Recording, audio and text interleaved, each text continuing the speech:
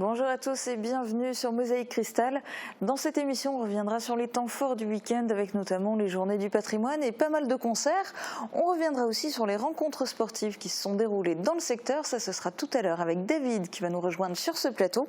Sandrine est là dans les bons moments, mais aussi quand son travail est moins drôle, moins sympa que d'autres jours. Et vous allez comprendre tout ça quand elle va vous détailler la météo. Coucou Sandrine, Coucou. Ça va, tu gardes le moral? Ça va. Tu sais, la pluie, ça fait pas trop de mal non plus. Et puis, on en a besoin de temps en temps, donc c'est ça clair. va. Alors pour le moment, on démarre cette émission à la chapelle Sainte-Anne de Guiderkirch, l'annexe d'Erchin. Des travaux de rénovation sont en cours. Marie-Morgane, bonjour, dis-nous en plus. Bonjour Julia, alors justement ce matin, le référent du diocèse de la commission d'art sacré et l'abbé de la paroisse se sont rendus à la chapelle pour voir l'avancée des travaux et aussi faire le point sur le mobilier intérieur. Alors plusieurs choses ont déjà été faites, on fera le point tout à l'heure dans un reportage. Mais la chapelle Sainte-Anne, ce n'est pas le seul projet de la commune d'Erchin. La municipalité a lancé plusieurs travaux, on en parlera avec le premier adjoint au maire. Merci Marie-Morgane et merci à Morane qui est avec toi. On regarde votre reportage dans quelques instants. On jette d'abord un œil aux principales infos du secteur en 60 secondes. Tentative de cambriolage au record de Grossbliederstroff. Dans la nuit du vendredi au samedi, une voiture bélier a foncé dans une vitre à l'arrière du magasin. Le où les individus ont tenté d'arracher le distributeur de billets près de l'accueil sans succès.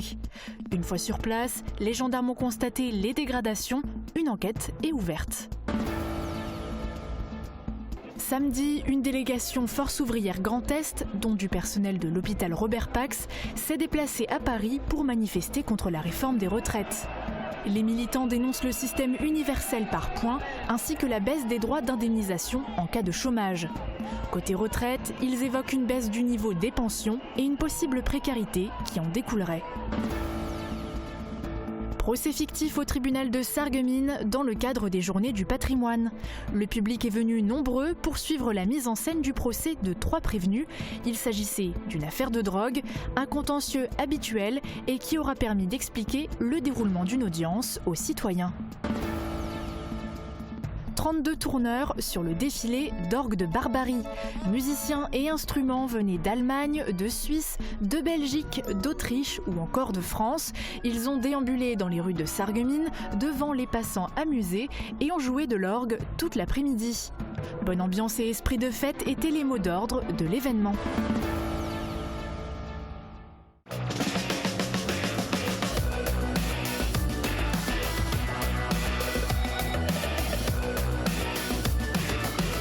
L'Aglo booste le très haut débit. Côté météo, ça se gâte. Je laisse les mauvaises nouvelles à Sandrine. Avec le Crédit Mutuel, partenaire des grands événements sportifs.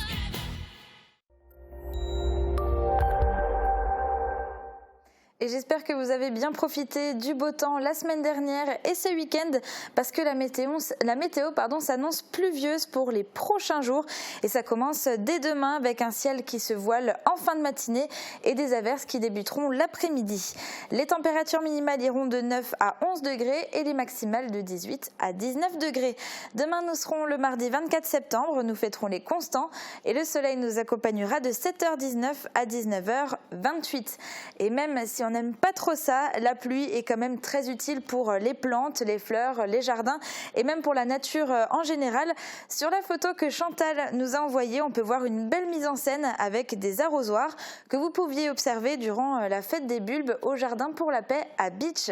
Un grand merci à elle pour cette photo et si vous aussi vous voulez nous en envoyer, n'hésitez pas, écrivez-nous par mail ou alors sur notre page Facebook. Il ne suffit pas d'être une firme française pour gagner la confiance des clients. Pour vous, Fermap fabrique et installe des menuiseries PVC et aluminium depuis 2005. Retour à la chapelle Sainte-Anne de Guiderkirch, construite en 1619. La commune et le conseil de fabrique ont souhaité lui donner un coup de neuf. Les travaux sont en cours depuis 3 ans. Reportage de Marie-Morgane Lorenz et Morane Grandcola. La chapelle Sainte-Anne fête cette année ses 400 ans. Pour garder sa fraîcheur, des travaux ont été engagés.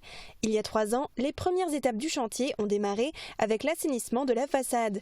L'hiver dernier, le crépi a été enlevé des murs. Et cet été, les inscriptions au-dessus de la porte ont été retaillées. L'une des originalités de la chapelle, c'est désormais ce plafond coloré. On a un plafond contemporain dans une chapelle ancienne qui représente finalement le cycle de l'année liturgique. Au cours de l'année, le prêtre n'est pas toujours vêtu des mêmes ornements et ce sont différentes couleurs qui donnent des colorations différentes au temps. Donc on passe de l'entrée avec des couleurs qui évoquent l'Avent jusque vers le chœur, des couleurs qui évoquent la fête du Christ roi. On traverse en fait toute l'année liturgique à travers ces couleurs. Le chantier va encore s'étendre sur plusieurs années. Le carrelage et la toiture doivent être refaits, le mobilier intérieur changé. Le bâtiment, certainement le plus ancien d'Ersching-Giederkirch, est entretenu grâce à la commune, le conseil de fabrique et l'association Sainte-Anne. Créée en 2014, cette dernière soulève des fonds pour réaliser ses travaux. C'est un patrimoine à conserver et à valoriser. Ça fait plusieurs siècles que les gens viennent prier dans cette chapelle. C'est un lieu important pour les habitants du village. Et donc aujourd'hui, la restauration de cette chapelle permet de lui redonner une nouvelle jeunesse et de faire dialoguer à la fois l'aspect patrimonial, c'est-à-dire ce sont des vieilles pierres, et à la fois une œuvre, une création contemporaine de l'ancien curé qui vient finalement apporter aussi une touche de modernité et qui permet de dire qu'on s'inscrit dans une histoire. On n'est pas simplement des gardiens de la mémoire du passé, on fait vivre un patrimoine vivant. Chaque année, une messe y est célébrée le 26 juillet lors de la fête Sainte-Anne. Elle est également mise en valeur lors des fêtes de Noël. Et c'était important pour la commune d'effectuer ce gros chantier, mais ce n'est pas le seul en cours. Rencontre avec le premier adjoint au maire d'Ersching, Francis Bert. Francis Bert, bonjour. Bonjour. Alors, on vient de voir le reportage sur les travaux de la chapelle Sainte-Anne. Pourquoi c'était important pour la commune de conserver ce patrimoine ? La chapelle Sainte-Anne, c'est sans doute le bâtiment le plus ancien qui existe dans la commune puisqu'il date de 1619 et pour nous c'était important de garder ce patrimoine parce que si on ne garde pas ses racines, souvent on perd ensuite toutes ses valeurs et c'est vraiment un bâtiment qui fait partie intégrante de toute la vie des villageois. Et voilà, donc c'était important pour nous de le remettre en valeur, de le rénover et de le maintenir au moins tel qu'il est. Et ce n'est pas le seul projet qu'a la commune actuellement. Est-ce que vous pouvez me dire quels sont les autres projets en cours ? Actuellement, nous sommes en train de rénover une petite salle communale. C'est en train de se finir. On a rénové un petit parking également devant la grande salle communale, devant les logements communaux. On avait fait des travaux au presbytère. Et voilà pour le moment les travaux qui sont en cours actuellement. Nous venons de terminer les travaux d'accessibilité dans la plupart des bâtiments communaux et à long terme, bien sûr, il y a à nouveau le lotissement ou des travaux comme ça. Et justement, pourquoi c'est important pour une commune comme Ersching de faire des travaux, de rester attractive ? Voilà, donc vous l'avez dit dans la question, il faut rester attractif. Mais le premier, c'est quand même la première chose, c'est quand même que les habitants d'Ersching trouvent un cadre de vie agréable, d'améliorer quotidiennement ce cadre, qu'ils s'y sentent bien. Et bien sûr également d'en attirer encore d'autres. Je crois que c'est le but principal de toute municipalité. Ils n'ont pas la prétention de sauver la planète, mais ils veulent changer les choses à leur échelle. Plusieurs jeunes, dont des membres de Youth for Climate, Sarreguemines, se sont mobilisés vendredi dernier pour une opération de ramassage de mégots. Reportage d'Uranie Tozic. 14h, rendez-vous au parc municipal de Sarreguemines. Ils sont une quinzaine à s'être déplacés pour une opération ramassage de mégots. À peine 10 minutes plus tard, les bouteilles se remplissent. Une action menée par quelques terminales du lycée Jean de Pange qui ont repris les rênes de Youth for Climate, jeunesse pour le climat. On sait que si on ne change pas d'ici 2 ans nos habitudes de vie, en 2050, la Terre ne sera plus habitable pendant les fortes chaleurs. Du coup, c'est pour ça qu'il faut vite changer les choses. C'est un mouvement mondial, décliné localement et luttant contre le réchauffement climatique. Mais il n'est pas uniquement tourné vers la jeunesse. Bien sûr, le mouvement il s'appelle Youth for Climate, mais on cherche à viser toute la population, que ce soit même des personnes âgées, n'importe qui. On invite tout le monde à nous rejoindre. C'est pas parce que justement on s'appelle la jeunesse pour le climat on veut que tout le monde soit sensibilisé au mouvement justement. Pendant 2 heures, ils ont arpenté les rues de la ville pour remplir leurs bouteilles. Une fois pleines, elles seront échangées contre des viennoiseries de la boulangerie au Blé d'Or, partenaire de l'événement. Médailles, anniversaire et inauguration étaient au programme ce week-end. Voici un résumé en images et on commence à la gare de Bitche. La belle endormie s'est réveillée. En fêtant ses 150 ans, la gare de Bitche a repris vie.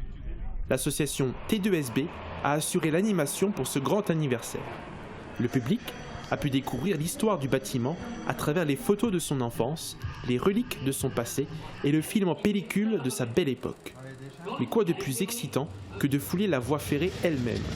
Le vélo-rail, ultime attraction de l'événement, fait venir du monde. Jambes en mouvement, pédales en rotation, les participants se sont exercés avec plaisir sur un parcours de 4 km aller-retour entre Bitche et l'étang d'Hazelfurt. Et quelle nostalgie de voir ces minuscules locomotives rentrer à quai. Le 21 septembre 1939, 7 chasseurs MS-406 du groupe de chasse 1-3 effectuaient une mission de protection au profit de 2 avions de reconnaissance au-dessus de la vallée de la Blise. Il s'agissait d'une mission d'appui de l'offensive terrestre décidée par le commandement français pour tenter de soulager les alliés polonais. Ils sont interceptés par des avions plus rapides et plus maniables. À 16h15 ce jour-là, l'avion du sous-lieutenant Marius Bézé est touché et s'enflamme.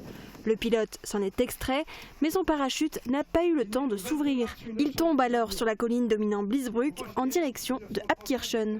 Il est le premier pilote de chasse français mort au cours de la Seconde Guerre mondiale.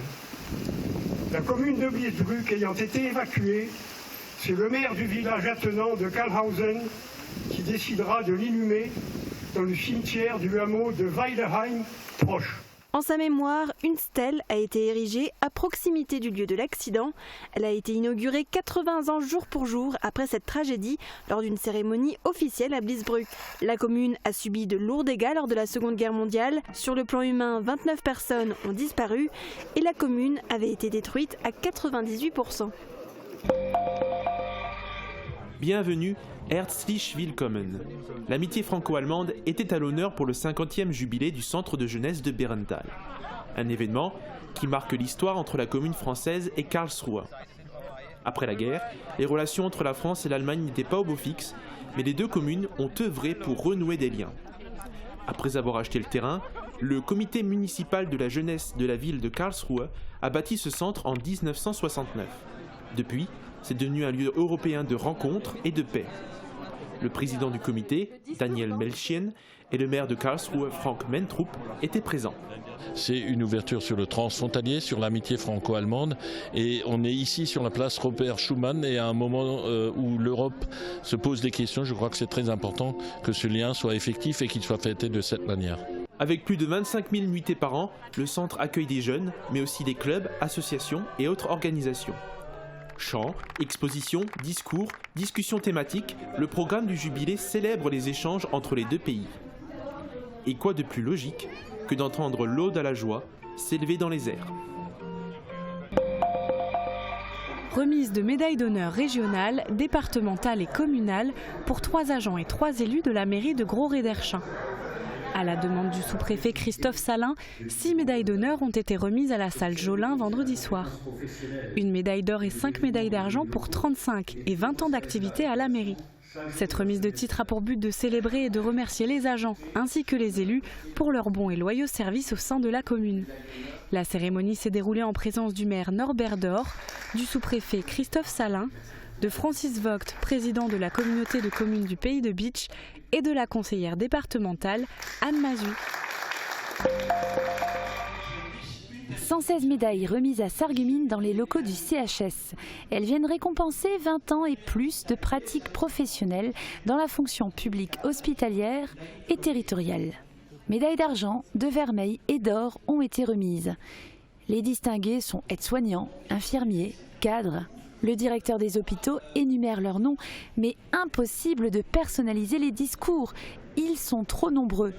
Si l'agent est à l'origine de la demande, ses états de service et son comportement au sein de la société doivent être exemplaires. Une inscription sur le casier judiciaire peut stopper net le processus. Alors, féliciter 116 fonctionnaires ce jour à Sarreguemines est d'abord une fierté pour Jean-Claude Kneib. Ça jongle à Sarreguemines. La compagnie Sepanou a organisé la 4e convention Sarre en jongle. 70 artistes, amateurs ou professionnels des arts du cirque se sont retrouvés à la maison de quartier Beau Soleil. Au programme de ce week-end intense, des workshops pour travailler certaines spécialités et bénéficier de précieux conseils, des jeux, mais aussi une scène ouverte où chacun a pu montrer son savoir-faire.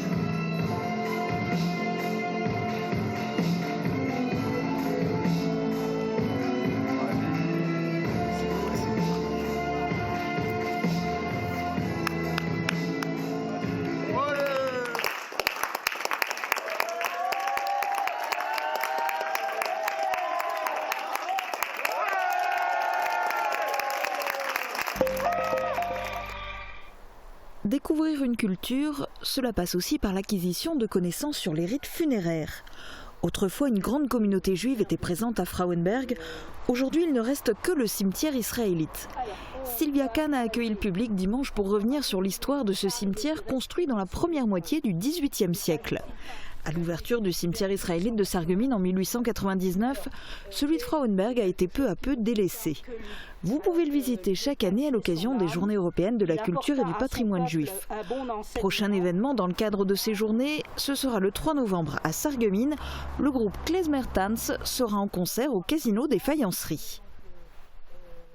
Et ce week-end, c'était bien sûr aussi les Journées du patrimoine. De nombreux sites de l'arrondissement ont ouvert leurs portes et organisé des animations spéciales pour l'occasion. Alors impossible de vous en faire un compte-rendu exhaustif, mais voici un condensé de ce qui sortait le plus de l'ordinaire.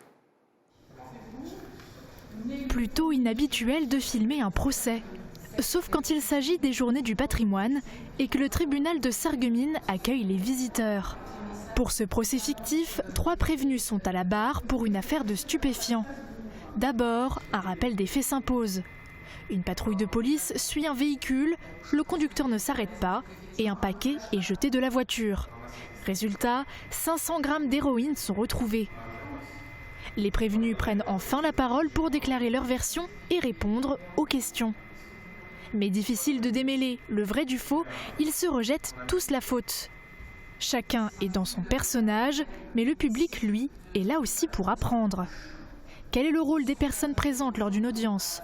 Comment déclarer quelqu'un de coupable? Quelle peine annoncer? Une mise en scène qui aura permis de répondre à ces interrogations récurrentes des citoyens. Dans cette maison à pans de bois du XVIIIe siècle, 10 générations y ont vécu. Mais l'intérêt de ce lieu réside aussi dans sa construction. Réalisée sur 2 siècles, cette maison cumule différentes architectures. Papier peint, parquet, charpente, mobilier, malgré les récentes restaurations, rien n'a été détruit. C'est d'ailleurs la volonté des bénévoles, garder chaque détail intact pour plus d'authenticité. C'est en tout cas l'ambiance qu'ont pu ressentir les visiteurs lors des Journées du patrimoine. Accompagnés de l'historien local François Guéringer, ils ont plongé dans le passé de ce patrimoine civil. Autre lieu qui a ouvert ses portes ce week-end lors des Journées du patrimoine, le château Utzschneider. Avant d'abriter les services de la communauté d'agglomération Sarreguemines Confluence, ce bâtiment a été construit pour la veuve Utzschneider en 1906. De nombreux visiteurs ont pu découvrir l'intérieur du château de nuit. Avant d'entrer, le public a été émerveillé par un spectacle de son et lumière.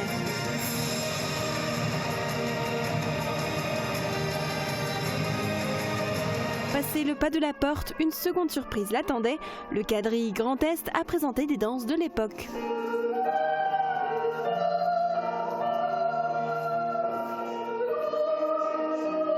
Le thème choisi cette année était le chapeau. Le guide Frédéric Gia leur a présenté des couvre-chefs qui étaient conçus dans le secteur de Sarreguemines. Une raison de plus de se rendre au parc archéologique européen de Bliesbrück-Rheinheim. Ce week-end, à l'occasion des Journées européennes du patrimoine, des artistes ont réalisé une fresque. Étant donné qu'elle a été conçue dans une boulangerie expérimentale qui sert pour les animations scolaires, on retrouve tout naturellement du pain sur le panneau central. Il s'agit d'une copie d'une fresque de Pompéi. Il y a aussi des éléments locaux qui sont représentés. Des décors qu'on a retrouvés à Bliesbrück et puis à Rheinheim. Donc à Bliesbruck, eh bien, dans les petites maisons de commerçants et d'artisans, on a retrouvé des éléments qui ont des formes géométriques. Voilà, on a pu restituer un ensemble de choses qu'on a restitué dans la peinture murale. Et du côté de Rheinheim, eh bien, on a retrouvé des choses, des motifs un petit peu plus élaborés, comme les candélabres. Troisième et dernière partie, une frise d'amour avec un cortège de Vénus. 11 personnes ont réalisé cette fresque, plusieurs acteurs ont travaillé sur ce projet, le département de la Moselle, le parc archéologique européen, mais aussi les associations Symbiose et Passeurs de fresques. Dans le musée de cristal à Saint-Louis-les-Bitches, au beau milieu des pièces étincelantes et colorées, alors que les adultes se penchent sur l'histoire de ces objets, des petites mains souhaitent également façonner le cristal. Pour les journées du patrimoine, les enfants étaient invités à dessiner leur verre du futur. À partir de schémas anciens et actuels, ces petits créateurs avaient tous les outils pour inventer leurs verres, vases et autres ustensiles chatoyants. Du cristal rose, et pourquoi pas. Le week-end a aussi été rythmé par de nombreux concerts et le centre-ville de Sarreguemines a vibré au son des orgues de Barbarie. Voici une compilation de ce que vous avez pu entendre. Festival d'orgue de Barbarie pendant un week-end à Sarreguemines. Déjà la 4e édition et une portée internationale avec 6 pays représentés. Adrien Wagner préside l'association intitulée L'orgue de Barbarie en fête. Pour le concert inaugural, en l'église protestante de Sarreguemines, il a invité ses amis, parmi lesquels Jean-Pierre. Avec son épouse, il joue de la serinette et de la scie musicale.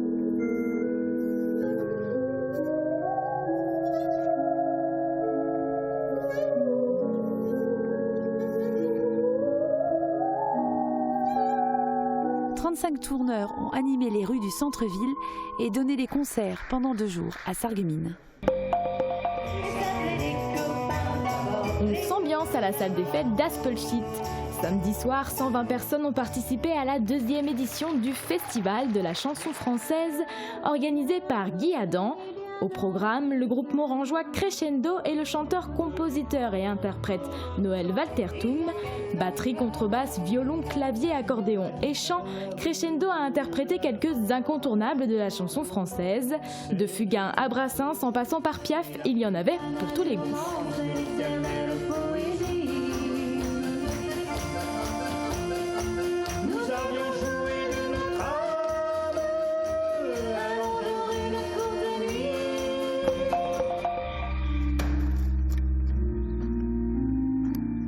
Le festival Euroclassique s'est arrêté à Schmidtvillers vendredi soir pour un concert d'orgue. L'organiste Jérôme Faucheur nous vient tout droit de Lille pour interpréter les plus grands. Bach, Couperin, Schumann ou encore Albinoni, le concert a duré 1 heure dans une salle comble.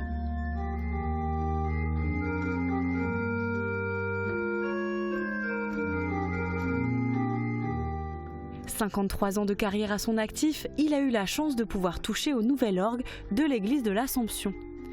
Rénové en 2010, l'artiste a pu adapter son programme en fonction de l'instrument, une belle manière d'amener la musique classique au plus près des villages.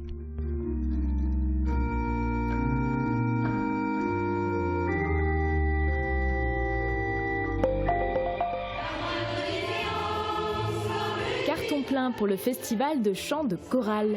Celui-ci s'est déroulé à la salle Robert Schumann de Rohrbach-les-Bitches dimanche.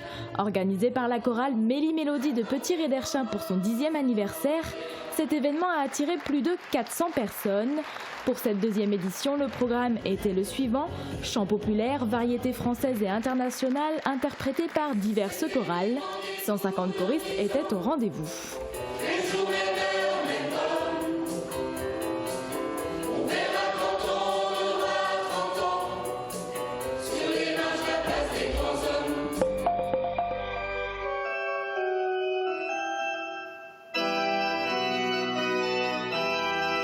À Ambach, l'orgue de l'église Saint-Hubert résonne de nouveau. Plusieurs mois de travaux ont été nécessaires pour le remettre en état. Ces réparations ont coûté 50 000 €. Le conseil de fabrique a contribué au financement, ainsi que la mairie de Ambach à hauteur de 25 000 €. Ce dimanche, l'orgue a été béni, puis les participants à l'inauguration ont écouté un concert. Le chœur Allegria a interprété quelques chants et 2 musiciens ont joué de l'orgue, Christophe Durand, professeur au conservatoire de Metz, ainsi que l'organiste titulaire à Ambar, Florian Freulig.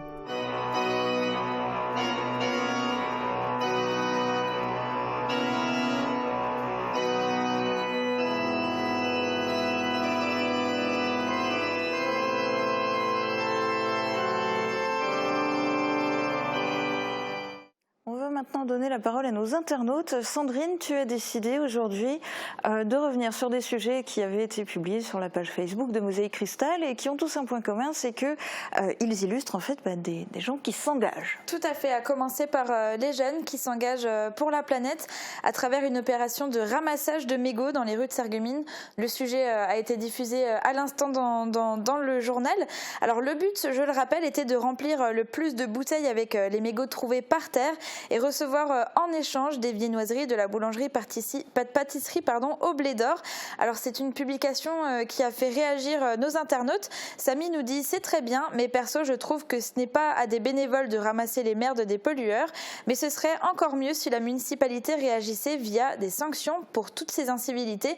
40 € le mégot balancé au sol serait déjà un grand pas et une bonne solution pour dissuader ces porcs. » Alors c'est des termes un petit peu forts qu'elle utilise.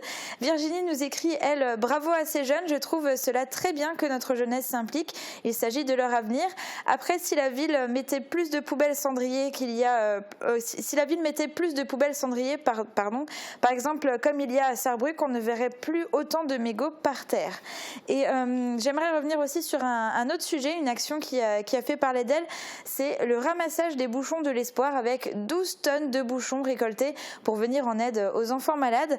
Alors certains de nos internautes ont profité de cette publication pour rappeler les différents points de collecte sur le secteur. Et Jean-Luc nous dit « Je donne mes bouchons pour les enfants. C'est simple comme geste. Si on pouvait sensibiliser encore plus d'autres personnes, cela ferait un peu plus d'argent pour les enfants. » Et pour finir, j'aimerais aussi revenir sur la publication qui a été la plus partagée et la plus commentée. Il s'agit de la cérémonie de départ du groupement tactique désert du 16e bataillon de chasseurs à pied de Bitche. Alors ils s'étaient réunis devant la mairie de Bitche pour marquer leur départ pour l'opération Barkhane au Mali. Et nos internautes ont adressé de nombreux messages d'encouragement et de soutien à ces soldats.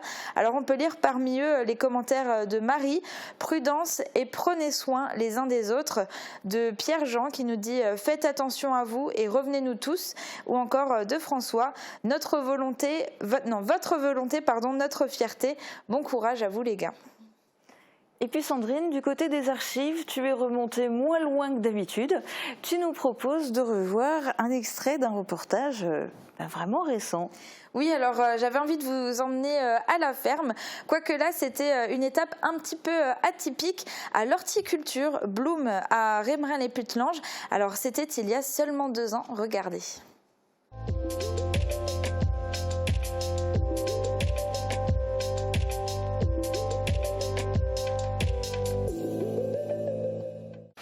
Pour le déjeuner de dimanche, vous pouviez profiter des différents repas servis dans les fermes du secteur. La même a organisé une balade de ferme en ferme, mais il y avait d'autres exploitants agricoles qui vous accueillaient, notamment à l'horticulture Bloom de Rémerin-les-Putlanges. Elle a fait appel à un agriculteur pour préparer le repas. Pour le gérant, l'important était surtout de proposer des visites de l'horticulture et de présenter la gamme de fleurs d'automne. Et l'édition 2019 de cette balade de ferme en ferme va avoir lieu ce dimanche de 10h à 18h dans 15 fermes de Moselle-Est. C'est organisé par l'AMEM, l'association mosellane d'économie montagnarde, et le SMAS, le syndicat mixte de l'arrondissement de Sarreguemines. Je vous cite les plus proches, à Ormersvillers, la ferme Lang, à Petit-Réderchin, la ferme de Beau-Printemps et le ranch des Bisons, à Meisenthal au bonheur équestre, à Montbronn, la ferme Lisenburg, à Ambar, à la ferme du Schneckenbrühl ou encore à Rémerin-les-Putlanges, à nouveau à l'horticulture Bloom. Merci Sandrine. Avec David, on ne va pas faire le tour des fermes, mais des terrains de sport. Bonjour. Bonjour Julia, tout à fait, oui. David, aujourd'hui, quelles sont les disciplines qu'on va voir à l'écran dans plus de sport? Eh ben, on va faire le point sur le foot, comme chaque semaine. On va aussi parler cette semaine de CrossFit. Je ne sais pas si tu connais le CrossFit, ça sera l'occasion c'est un truc de fou furieux. Ça sera l'occasion de le découvrir. On parlera aussi de handball et bien sûr de basket, puisque au basket, les championnats ont démarré ce week-end. Super, eh ben, on voit ça tout de suite en images. David, on te laisse le plateau. Bonne journée à tous, à demain. La communauté des communes Place Aigné à Beach offre de nombreux services pour faciliter le quotidien de ses habitants.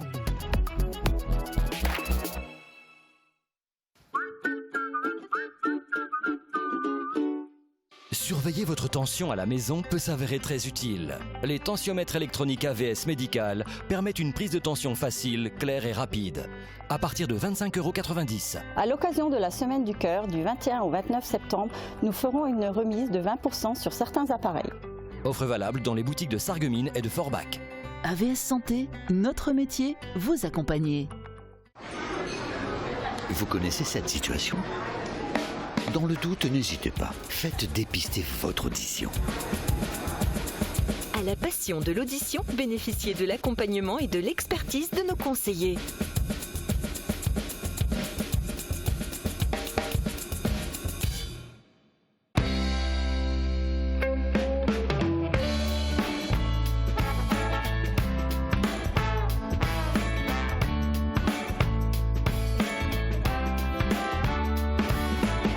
Le mois de la mode, c'est chez Best.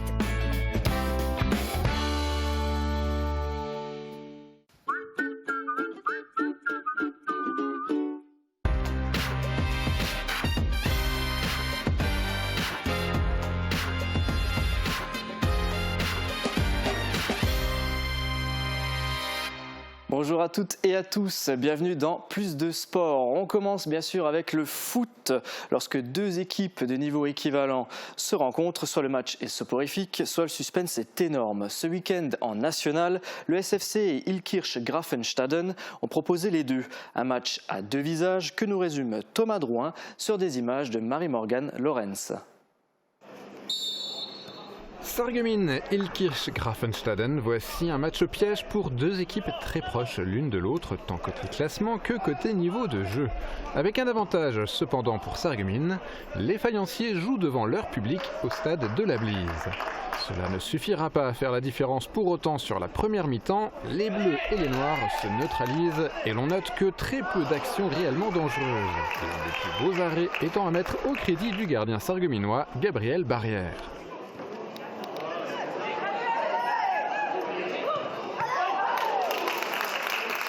C'est un match où on a dominé sans vraiment maîtriser, donc c'est ça qui me frustre un petit peu. C'est que je trouve qu'on était dans un faux rythme tout le match et on n'a pas réussi à développer notre jeu comme on l'aurait voulu. À la reprise, ce sont les Alsaciens qui prennent le match en main, ouvrant le score à la 56e minute sur un contre bien négocié.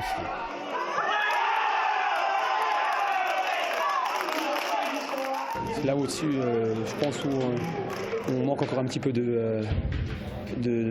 d'automatisme, on manque un petit peu de certitude et donc forcément on doute trop facilement. Et là, ce soir, on a vu encore que quand on a pris le premier but, on avait du mal à enclencher la seconde pour pouvoir justement plus vite se révolter. Fébrile, le SFC laisse Ilkirch développer son jeu, se mettant souvent en danger. Gabriel Barrière est par exemple sauvé d'une sortie hasardeuse par son poteau à la 68e minute. Sébastien Meyer décide alors de faire rentrer Mehdi Sarawi, un choix payant puisque le milieu de terrain égalise à la 78e minute.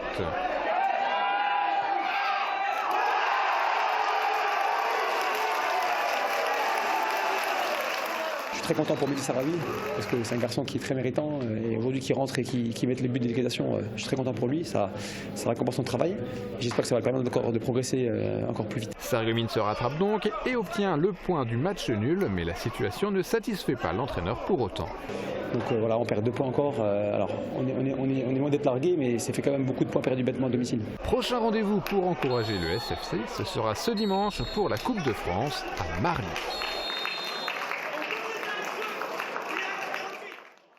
Et oui, match nul donc pour le SFC. On regarde ensemble les résultats du groupe F. Sarre-Union s'est imposé 1-0 contre 3. Les équipes B de Metz et Strasbourg concèdent un match nul contre Saint-Louis-Neuweg et Strasbourg-Vauban. Côté classement, Raon, l'étape est en tête avec 13 points, suivi de près par Sarre-Union et Metz qui ont 12 points. Le SFC est en milieu de tableau, 8e avec 8 points et Strasbourg B est 10e avec 7 points. En Régional 2, Arun et Schmidt-Villers a fait match nul contre Yutz ce week-end à partout et la B du SFC s'est imposée 3-1 contre Forbach. Arun et Schmidt-Villers est donc 6e du classement avec 8 points. Le SFC les talonne avec 7 points. Après sa victoire contre l'US Sourtes, le SFC connaît désormais son adversaire pour le 4e tour de la Coupe de France. Il s'agit du Sporting Club Marly qui évolue en Régional 3. Le match aura lieu dimanche à Marly. Au Pays de Bitche, l'amicale des clubs de foot fêtera ses 60 ans l'année prochaine.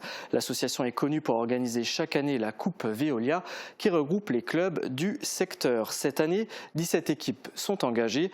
Le premier match oppose Berenthal à Enchambert et la saison dernière, c'est Arun et Schmidt-Villers qui a remporté la compétition. Ce week-end, la jeunesse s'est fait remarquer au stade de Rimelin. On parle encore de foot. Les U18 du regroupement Alliance 2008 du Pays de Bitche ont disputé un match très serré face au SFC, un nouveau derby. Une rencontre qui s'est achevée par une séance de tir au but. Un reportage de Laurie Couteau. Un match tendu, serré, mais bon esprit. Les U18 de l'Alliance 2008 ont affronté les joueurs du SFC à domicile samedi après-midi. Durant la première mi-temps, aucun but n'a été mis. Alors au tout début, c'était assez compliqué. Je pense qu'ils avaient un peu la possession, mais au fur et à mesure du match, on a réussi à aller de l'avant et je pense que ça nous a permis d'aller au tir au but. Quelques minutes après le début de la deuxième partie du match, les Bleus marquent un but. Mais les Oranges ne se découragent pas, dominer ce n'est pas gagner. Ils prennent le rythme imposé par le SFC et égalisent en tirant leur premier but. Les Bleus ont eu de très belles occasions, mais cela n'a pas suffi pour prendre l'avantage. Le gardien des Oranges a intercepté un bon nombre de tentatives. Pour lui, le match n'a pas été de tout repos. Non, ça va, mais il faut juste rester concentré pendant tout le match et après ça va tout seul. Et ce n'est pas le capitaine qui dira le contraire. Ouais, surtout à la fin du match, c'était vraiment compliqué. Ils ont mis beaucoup de rythme et à la fin, ils avaient beaucoup d'occasions. Heureusement que notre gardien était présent. Un partout, le match s'est donc terminé au tir au but. La tension était palpable. L'Alliance 2008 a finalement réussi à se qualifier pour la Coupe Gambardella face aux Bleus. Merci Laurie. Côté VTT, fin de saison remarquable pour Corentin Muller. Le jeune coureur de Puttelange-au-Lac qui a intégré la team Massy est champion des Vosges juniors et champion Grand Est. Nouvelle victoire également pour Michel Munch. L'athlète international a remporté le challenge Cora Forbach qui comptait 4 courses sur l'année. Michel Munch a participé à 3 d'entre elles et s'est classé devant les coureurs valides. Premier tour pour le tennis de table. Ce week-end, Sarreguemines et Villerwald ont rencontré Folkemont. Score final 7-7 pour Sarreguemines et défaite 10-4 pour Villerwald. Au Pays de Bitche, Binin a gagné 9-5 contre Heurt. Les 3 clubs évoluent en 2e division régionale. Si vous souhaitez vous dépenser ou dépasser vos limites, pourquoi ne pas essayer le CrossFit ? Cette discipline en plein boom est basée sur la pratique d'efforts à haute intensité. Née aux États-Unis, elle s'importe aujourd'hui à Sarreguemines. Un club a récemment ouvert rue Thomas Edison. Un reportage signé Yannick Sur.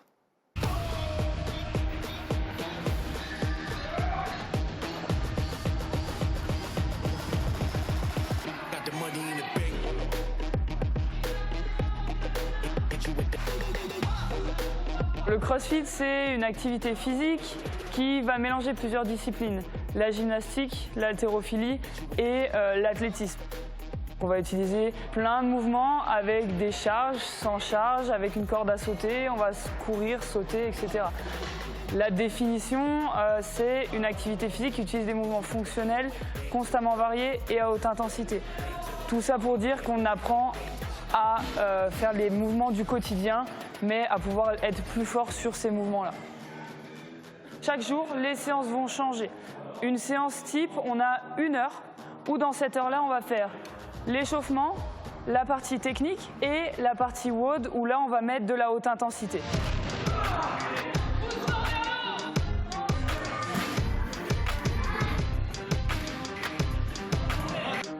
On est ouvert vraiment à tout type de personnes. On accueille tout le monde dans le sens où chaque séance est adaptée à chaque profil.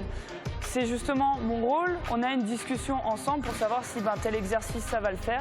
Si les charges, éventuellement, vous ne devrez pas la baisser pour l'adapter. Alors pourquoi Sarreguemines? Parce que il n'y avait pas grand-chose en Moselle-Est. C'est vrai qu'il fallait tout de suite partir sur Metz, sur Salzbourg, sur Saarbrück en Allemagne. Donc c'était pas pratique pour les gens de Sarreguemines. Donc on a fait une étude de marché et il s'est avéré que en fait, les Sarregueminois avaient besoin de ça. Pour nous rejoindre, c'est très très simple. Soit vous nous suivez sur les réseaux sociaux, Facebook, Instagram, Snapchat, on s'est mis récemment dessus, ou alors simplement sur notre site internet. Vous appelez pour avoir de plus amples renseignements, on fait une séance d'essai, si ça vous plaît, feu, on est parti pour se remettre en forme.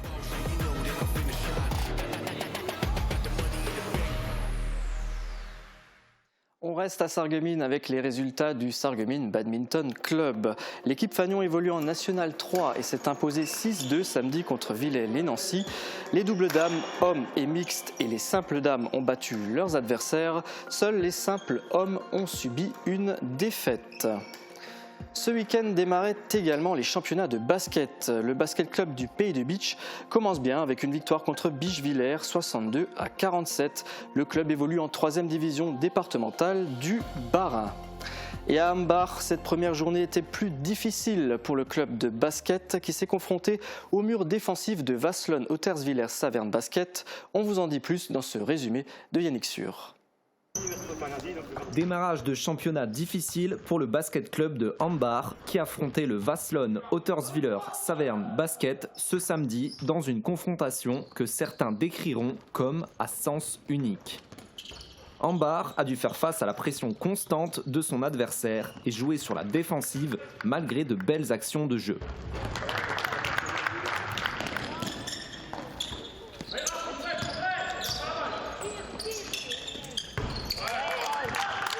On a plutôt bien tenu le choc. Après, en attaque, on a perdu beaucoup de ballons. Donc ça donnait beaucoup d'occasions de contre-attaque et de paniers faciles pour l'équipe adverse. Donc c'est ça qui a fait que le score est lourd. Si on n'avait pas perdu tous ces ballons bêtement, on aurait pu nous marquer un peu plus de paniers et surtout limiter l'écart. Donc je pense que c'est là-dessus qu'on va travailler dans les semaines prochaines. Avant la mi-temps, l'avantage est pour le Wasselonne-Otterswiller-Saverne Basket. Et pour le reste du match, celui-ci persiste dans la dominance du ballon, même si Ambach continue de montrer les dents et nous offre de belles séquences de jeu. Score final à la fin du match, 30-84. Mais pas de déception pour le basket club de Ambach, une équipe encore fraîche qui aspire désormais à trouver son rythme et gravir le classement. Difficile pour un premier match de la saison. Alors le score final peut paraître lourd, effectivement il est lourd, mais pour nous, on est une nouvelle équipe avec en reconstruction parce que beaucoup de joueurs de l'an dernier ne sont plus là, donc il faut qu'on apprenne encore à jouer ensemble. Il faut se remettre un petit peu dans le rythme de la compétition. Donc bon, pour un premier match, donc ça laisse de quoi faire mieux pour les semaines prochaines. En tout cas, on est motivés. Voilà. Après le basket, on parle handball avec Frédéric Schmitt. Frédéric, bonjour. Bonjour. Bienvenue à Mosaïque Cristal. Alors, vous êtes entraîneur au sein de Sarreguemines Handball. Est-ce que vous pouvez nous décrire un petit peu votre rôle? Qui est-ce que vous entraînez? Alors, j'entraîne cette année l'équipe de jeunes de moins de 13 ans. Et mes collègues ont une équipe de moins de 11 ans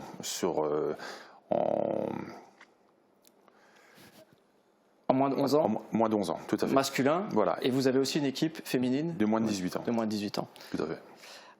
Votre parcours sportif personnel, on va en parler un petit peu parce que vous êtes un ancien joueur de niveau national. Oui, donc j'ai découvert en fait ce sport au club Omnisport de Sarralbe où j'ai pratiqué ce sport durant toutes les catégories de jeunes. Puis un encadrant du club de Forbach Handball m'avait repéré et m'avait proposé donc d'intégrer l'équipe 1 qui jouait à l'époque en National 2. Donc j'ai évolué pendant 8 années au niveau national pour arrêter ma carrière à 27 ans liée à différents sujets. Le premier était la motivation qu'il faut retrouver sur le terrain et chez nos dirigeants qui n'étaient plus présents à cette époque-là, et également les blessures qui se succédaient au niveau des chevilles, des genoux. Je me suis fracturé 2 fois la clavicule et donc j'avais décidé à l'époque d'arrêter cette carrière à jeune, à 27 ans, et je me suis écarté des terrains pour ne pas devoir replonger dans le handball, parce que c'était assez dur pour ma part d'arrêter à 27 ans. Mais voilà. La passion est revenue. Tout à fait, elle est revenue et j'ai décidé d'aider le club de handball en me mettant à disposition pour poursuivre toute catégorie de jeunes. Donc comme je le disais tout à l'heure, je suis cette année les moins de 13 ans. Alors justement, on a cité les équipes qui font partie de Sarreguemines Handball. Donc on a les moins de 11 ans, les moins de 13 ans masculins, oui. Les moins de 18 féminines. Oui. Il n'y a pas d'équipe senior en fait à Sarreguemines Handball. Non, alors c'est comme je vous le disais en aparté, le cercle vertueux du fait qu'on n'ait pas assez de jeunes pour encourager, pour donner un vivier important pour l'équipe senior, et on n'a pas d'équipe senior pour justement motiver les jeunes à arriver dans ce club. C'est un club qui est jeune, qui a été créé en 2012, et les jeunes qui étaient à l'époque en passe de passer en équipe senior, du fait qu'ils étaient liés à des études, sont partis sur Strasbourg, sur Nancy, sur Metz, et fait qu'on n'a pas pu obtenir de club senior. Alors vous avez organisé des portes ouvertes cet été pour contrer aussi un petit peu ce manque de recrues. D'ailleurs, on peut voir les images ici sur l'écran, c'était cet été. Oui, alors on a fait ça, on avait 2 objectifs. Le premier objectif, c'était de faire connaître le club au grand public, à tout le monde, et effectivement de proposer aux jeunes, sarregueminois ou aux environnants, de pouvoir pratiquer et essayer le handball sur un terrain du handball. Donc aujourd'hui, j'ai pas de retour général de l'ensemble des encadrants qui avaient proposé cette formation, ce stage. Mais je peux déjà dire aujourd'hui qu'on doit avoir 5 ou 6 licenciés supplémentaires qui viennent, qui se sont inscrits à l'issue de cette formation. Donc cette formation a été un peu, je dirais, on a essayé d'avoir trop de population. On a proposé aux gens de venir de 7 ans à 17 ans. Donc l'écart était assez important, et ce qui explique peut-être le fait qu'on n'a pas pu se concentrer sur des catégories d'âge bien précises. Alors justement, vous êtes aussi là aujourd'hui pour parler du club, pour donner peut-être envie à certains téléspectateurs ou téléspectatrices de venir adhérer à Sarreguemines Handball. Quelle est l'ambiance au sein du club? Comment ça se passe au niveau des entraînements? Alors les entraînements, ça se passe très bien. On est à l'esprit bon enfant. Il n'y a aucune contrainte de monter par rapport au championnat qui sont mis en place, à la compétition. Donc on fait progressivement les choses. On essaie de motiver les enfants pendant les entraînements à travers des jeux, à travers des petits exercices pour apprendre le handball et progresser tout de même. Donc voilà. Vous souhaitez ouvrir plus d'équipes par la suite ? Alors il y a la réponse du cœur, j'ai envie de donner, et la réponse de la raison. De la réalité. Parce que la réalité, effectivement, aujourd'hui, nous occupons les équipes de moins de 11 et les équipes de moins de 13 sur un entraînement commun. Nous sommes obligés, du fait qu'on n'a pas assez de créneaux, nous sommes obligés de récupérer ces 2 équipes et de programmer les entraînements le même jour, à la même période, en scindant le terrain en 2. Donc aujourd'hui, d'avoir une équipe supplémentaire serait délicat. Du fait que les créneaux qu'on nous alloue ne sont pas assez nombreux à cet instant. Mais bientôt, quand il y aura le nouveau gymnase donc à la Blise, là, vous pourrez en bénéficier ? Nous l'espérons. En fait, c'est une promesse des élus qui nous ont garanti d'être en priorité positionnés sur les créneaux de ce nouveau gymnase. Après, effectivement, je pense qu'on est en bonne liste parce que c'est le seul club de la région, de Sarreguemines, qui n'a pas de gymnase attitré. Donc on est découpé entre le gymnase du Himmelsberg, on est sur une session au gymnase du lycée technique Henri Nominé, et on est sur le gymnase du Kiefer.